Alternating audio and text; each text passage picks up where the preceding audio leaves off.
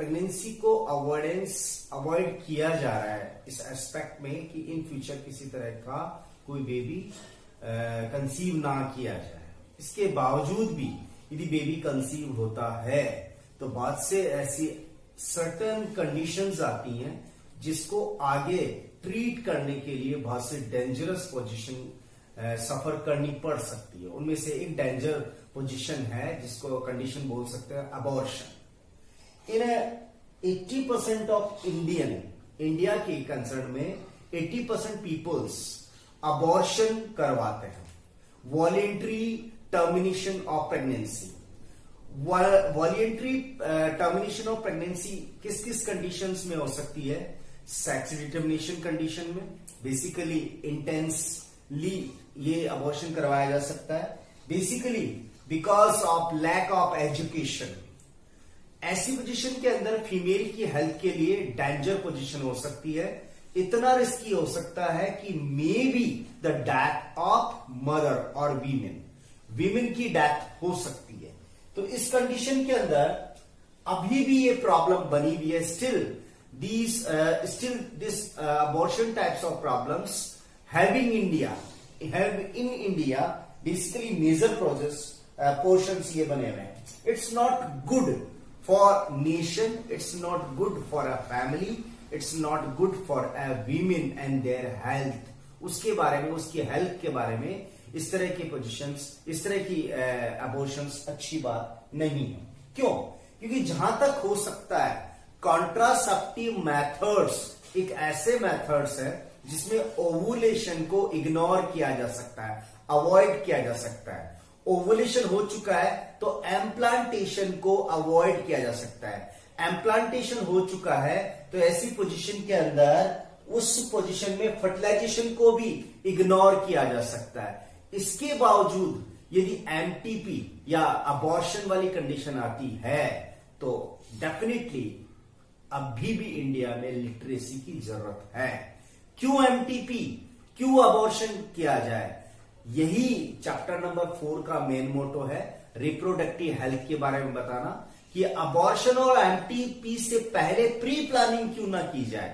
और वो pre planning हमें नॉलेज होना चाहिए, सैफ पीरियड कौन सा है, कौन से नेचुरल कॉन्ट्रासेप्टिव मेथड्स हैं, कौन से परमानेंट कॉन्ट्रासेप्टिव मेथड्स हैं, क्यों ना इनके बारे में जाना जाए तो अबॉर्शन जैसी पोजीशन ही नहीं आएगी। Let's to the MTP topic, new topic of today, right?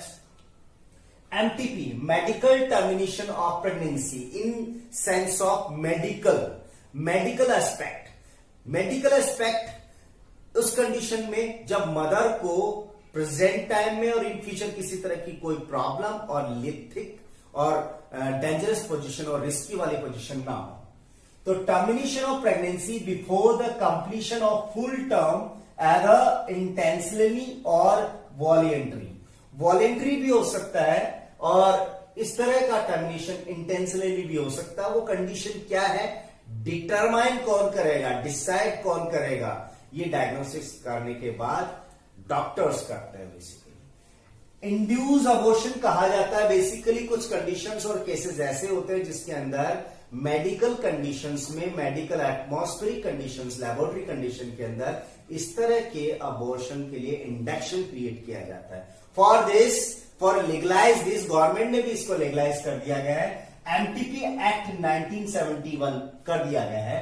Government of India legalised MTP in 1971 but with a very specific strict instructions, strict provision to stop the decrease its misuses।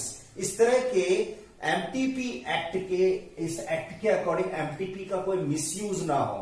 In the sense sex determination, voluntary termination of pregnancy, और उस condition में lack of literacy की वजह से ऐसा होता है तो उस मिसयूजेस को अवॉइड करने के साथ में स्ट्रिक्टली प्रोविजन दिए गए हैं। कंडीशंस क्या हो सकती है? May be the conditions of MTP abortion, first pregnancy, future to mother and infant. यदि मदर किसी बच्चे को आगे कंसीव करती है फॉर अ कंप्लीट प्रेगनेंसी तो ऐसी कंडीशन में उस बच्चे के लिए भी जो आने वाला इन्फेंट है उसके लिए भी और मदर के लिए, दोनों के लिए डेंजरस पोजीशन हो, डेथ वाली पोजीशन हो सकती है, बहुत डेंजरस पोजीशन हो सकती है।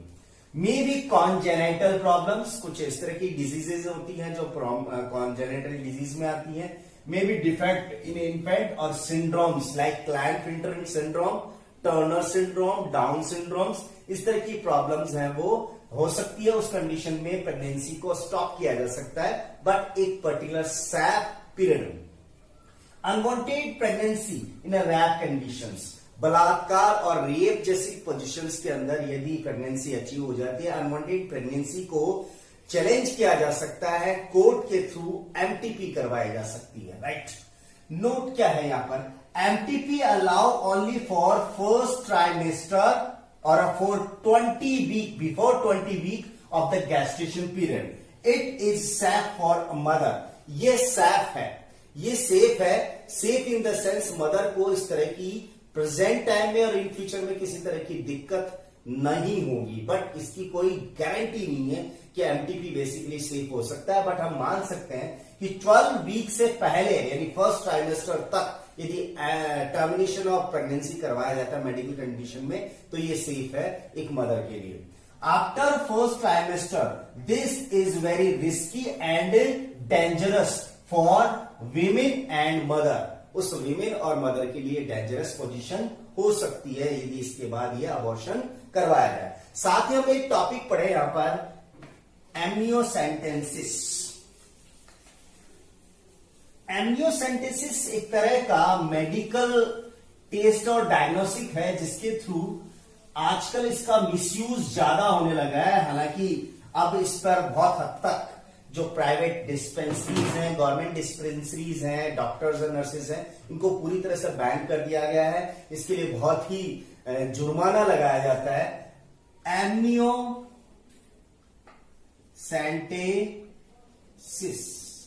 ये एमनियोसेंटेसिस क्या है? मदर के फीटस, मदर का जो फीटस होता है अंदर की तरफ, उस फीटस के चारों तरफ एक लिक्विड होता है, उस लिक्विड को कहते हैं एमनियोटिक फ्लूइड। इस एमनियोटिक फ्लूइड में स्पेसिफिक टाइप की सेल्स होती हैं। उन सेल्स को डायग्नोस करके सेक्स डिटर्मिनेशन करवाया जा सकता है उस इन्फेंट का, उसके बारे में कोई कॉन्जेनाइटल डिजीज है उनके बारे में मालूम करवाया जा सकता है।